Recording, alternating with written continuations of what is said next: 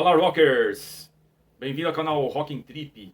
Começando mais um vídeo do nosso amado rock and roll. Se inscreva, dê seu like, compartilhe e ajude nós aí a seguir nossas viagens e nossos vídeos sobre bandas e grandes artistas aí do rock. Hoje o assunto é um pouco saudosista, porque a gente vai falar de um ícone do rock brasileiro. Infelizmente é um assunto assim, é uma data, né, não muito legal.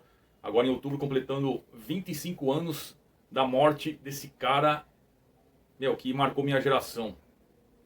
É preciso amar as pessoas como se não houvesse o amanhã. Quem não ouviu essa frase, né? Ou não cantou, ou até chorou. Quem nunca ouviu falar na geração Coca-Cola? E que país é este, né? Que a gente vive até hoje.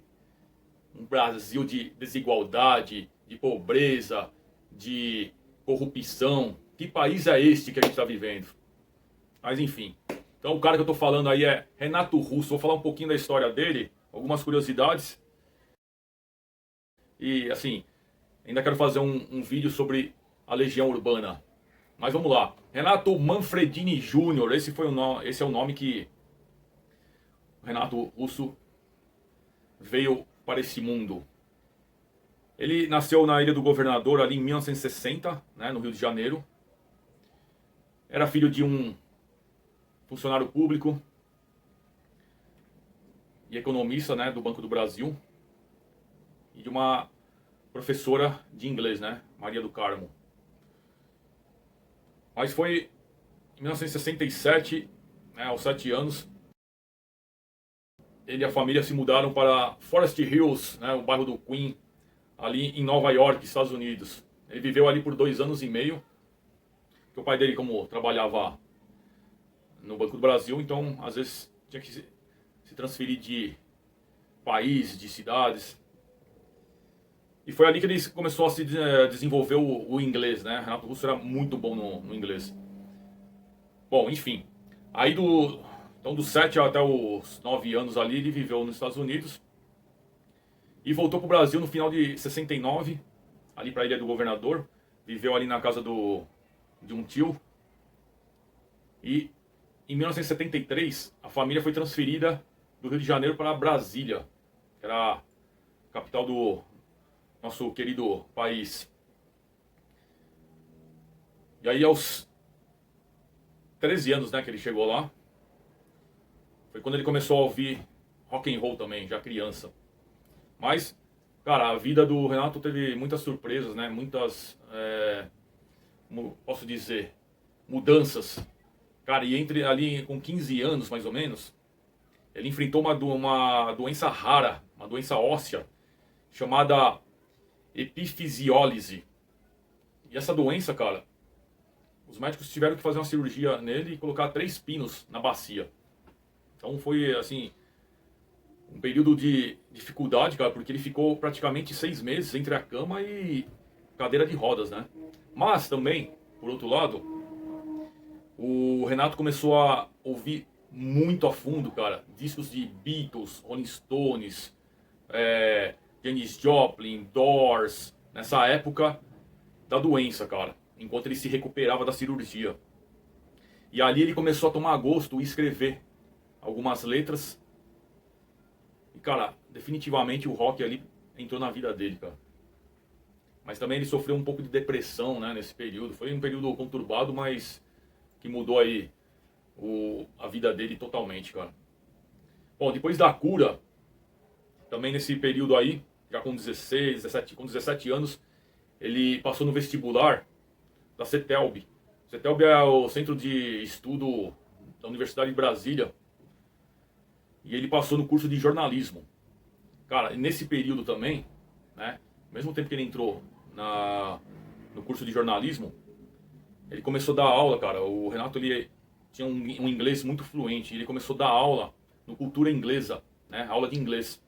Cara, e os professores admiravam, né, um rapaz tão jovem, já com aquela habilidade na língua inglesa.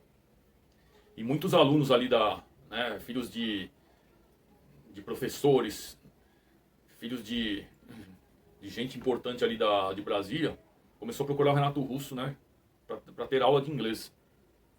E foi nesse período também que o Renato foi escolhido, cara, ali para saudar o Príncipe Charles, que ia fazer uma visita aqui no Brasil em 78. Porra, você vê a importância, né, que o cara realmente era muito bom no inglês.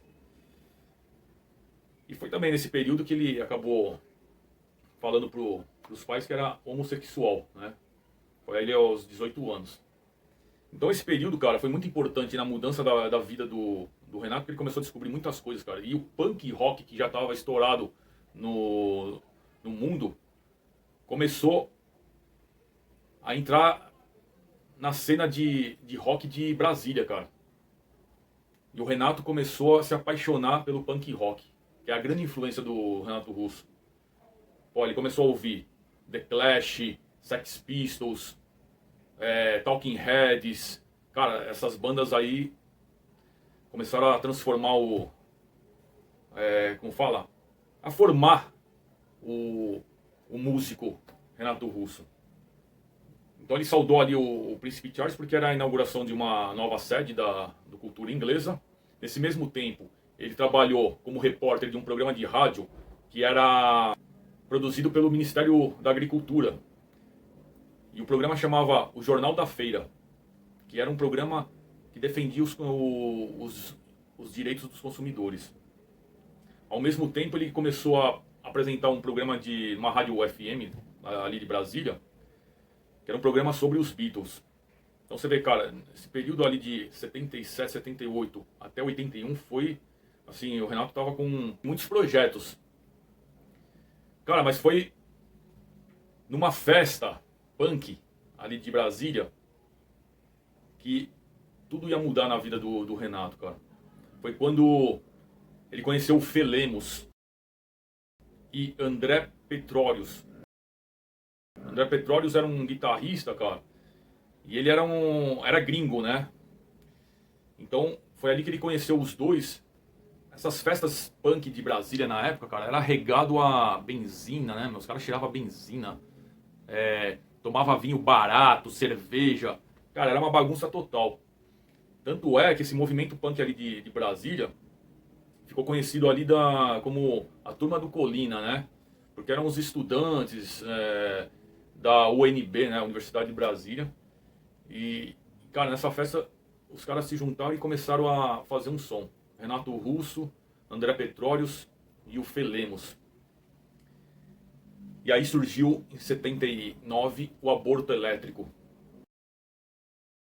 que foi a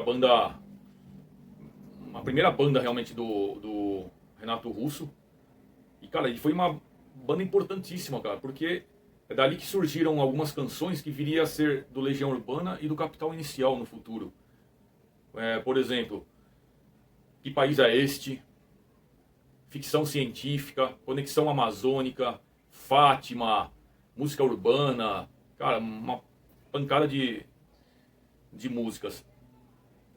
Mas, cara, o Renato Russo também foi aí que começou a mexer com drogas, com bebidas. E ele tinha um gênio difícil de lidar, cara. Até que ele mostrou uma música pro Felemos chamada Química. E o Felemos falou, cara, que porcaria de música é essa? Você não tá escrevendo mais que nem você escrevia. Porra, e o Renato Russo ficou indignado. E foi numa apresentação que o Felemos, cara, atirou uma baqueta, cara. Pegou uma baqueta e jogou no Renato Russo, cara. O Renato Russo falou, tô fora, cara. Vocês se viram, eu não preciso de vocês, entendeu? E aí foi quando ele saiu do Aborto Elétrico e ele resolveu seguir a carreira solo. Então ele pegava o violão de 12 cordas dele ali, ele falava, cara, não preciso de banda, eu vou tocar aí nos barzinhos. E começou a tocar nos barzinhos ali, tanto é que ele ficou conhecido ali como o Trovador Solitário, né?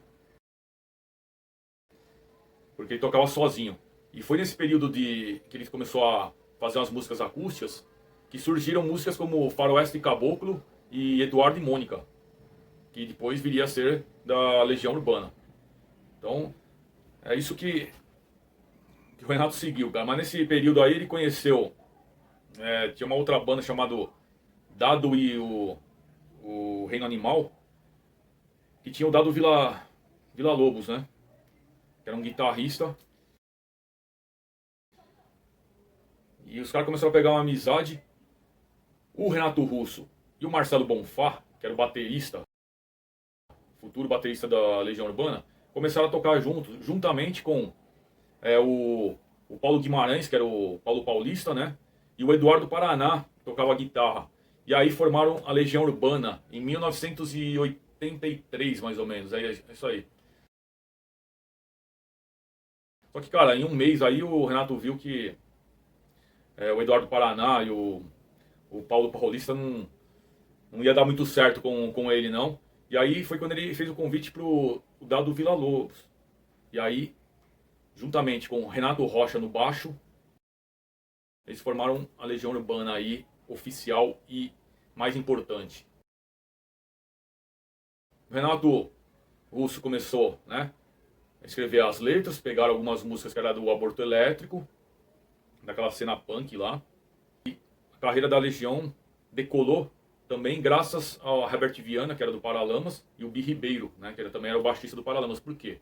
Porque os caras, o Paralamas já estava estourado ali em 1984, e os caras levaram uma fita demo da Legião Urbana pra EMI, cara. E os caras foram contratados e aí a história mostra, né? Lançaram o primeiro disco em 85, que tinha o hit Será e a Geração Coca-Cola. Foi um puta de um sucesso.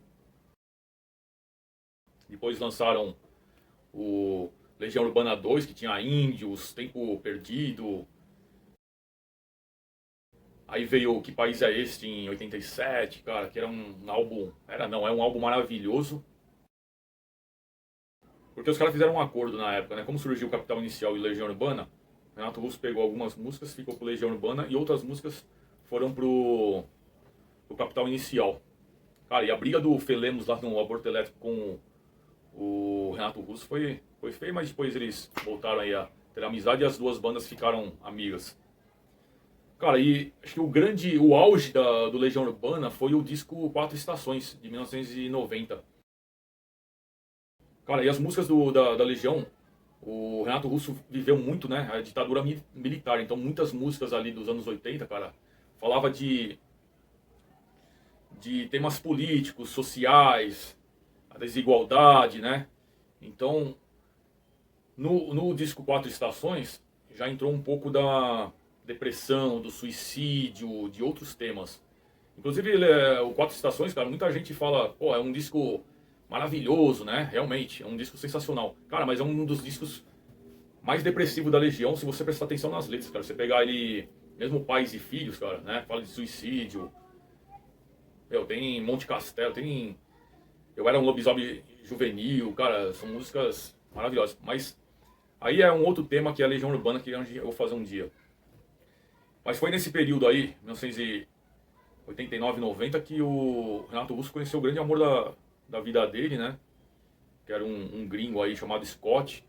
E dizem os amigos aí que foi em 89, justamente com esse esse gringo aí, lá em Nova York, que o Renato Russo contraiu o HIV. E na época, gente, o HIV, a AIDS, cara, era um absurdo era um temor, cara. Ninguém sabia exatamente o que estava acontecendo no mundo com essa doença, cara. E a gente que era adolescente na época, pô, ficamos assim, desesperado, cara. Você tinha medo até de beijar uma garota, porque, sabe, tinha muitas incertezas. Mas enfim, foi desenvolvendo e a coisa foi ficando um pouco mais amena, né? E, cara, o Renato Russo teve um período crítico da vida dele também. Foi justamente ali em 1990 que ele conheceu a heroína, cara. Com esse gringo aí. E aí ele começou a ficar dependente, cara. Além da bebida, ficou dependente da heroína. Entrou num processo depressivo. Cara, foi muito complicado. Até que em 93, ele resolveu, de uma vez por todas, se afastar das drogas, cara. E aí ele teve um período bacana.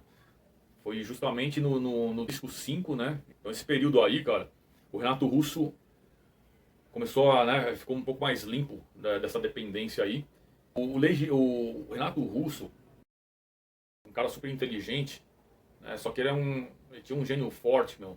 E era difícil convivência com ele. Então ele tinha poucos amigos, né? Fiéis mesmo.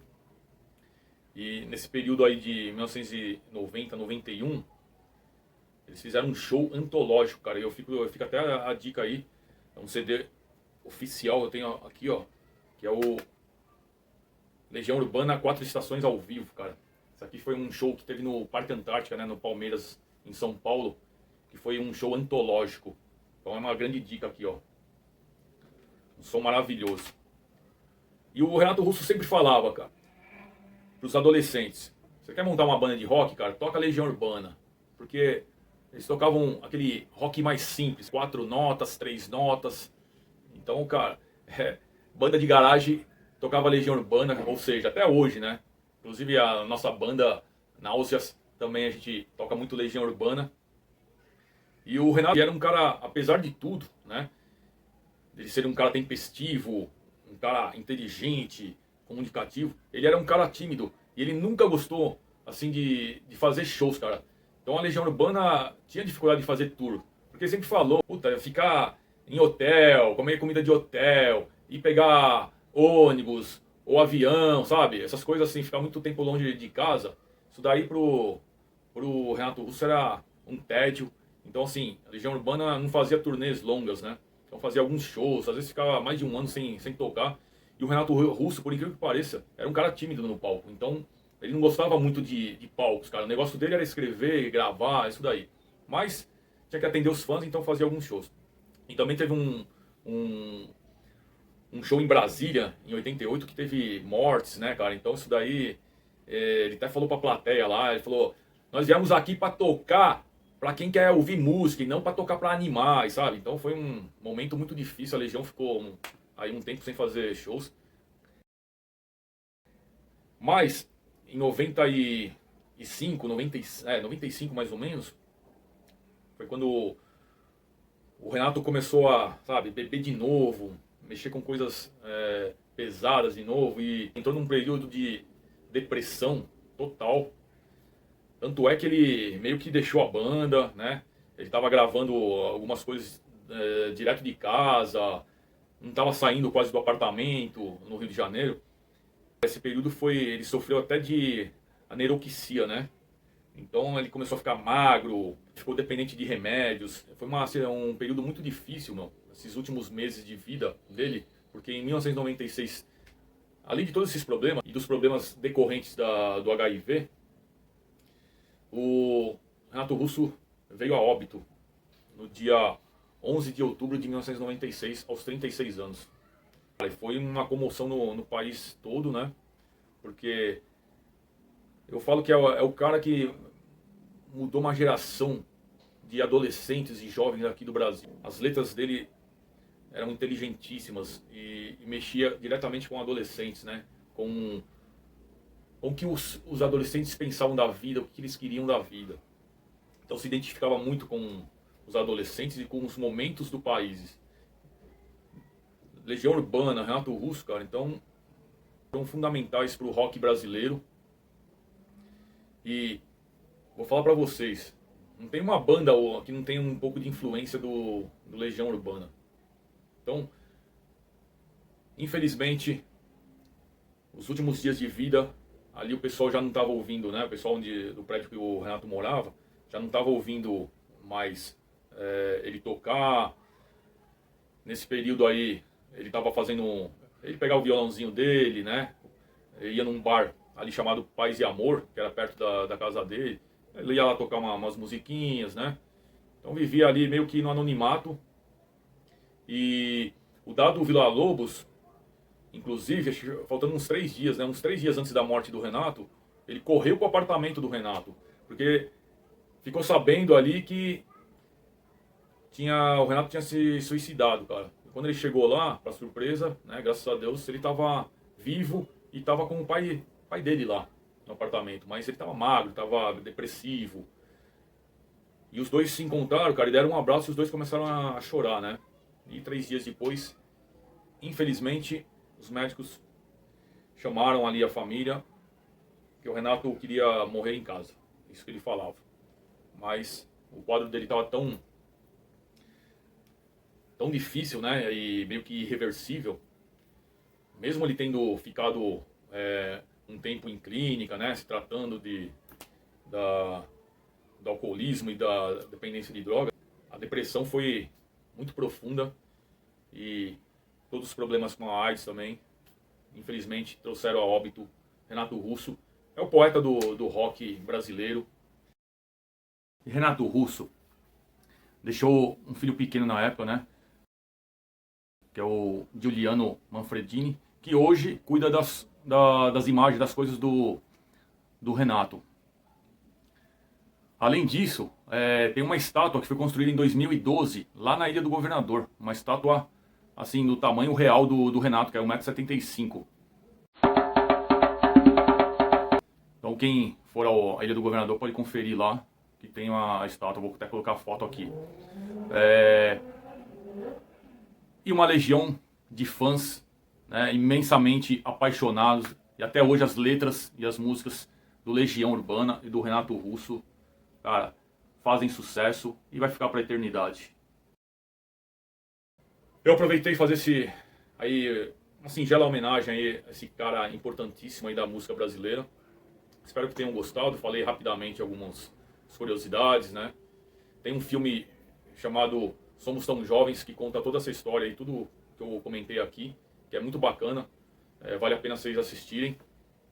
E a música do Renato vai ficar para eternidade, tanto com Legião Urbana como com os discos solos que ele gravou, né, em inglês e em italiano. Então é uma obra que vai ficar para eternidade. Espero que tenham gostado aí. Desde já agradeço a todos que acompanham meu canal. Quem não se inscreveu, se inscreva, dê seu like, compartilhe. E agradeço de coração por mais esse vídeo aí. Até o próximo, se Deus quiser, um momento mais animado, né, vamos dizer assim. Valeu, rockers!